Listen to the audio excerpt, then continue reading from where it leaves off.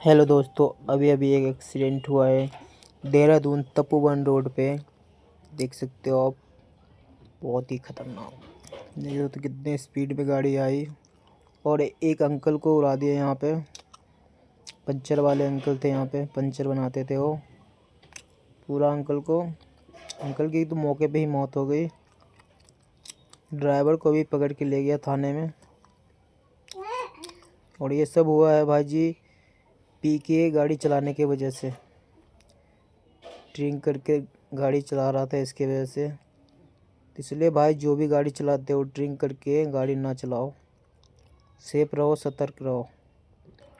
देहरादून में ऐसे भी बहुत हादसे हो रहा है। हर जगह जहाँ देखो हादसा ही हादसा हो रहा है। बहुत ही खतरनाक है, देख सकते हो आप।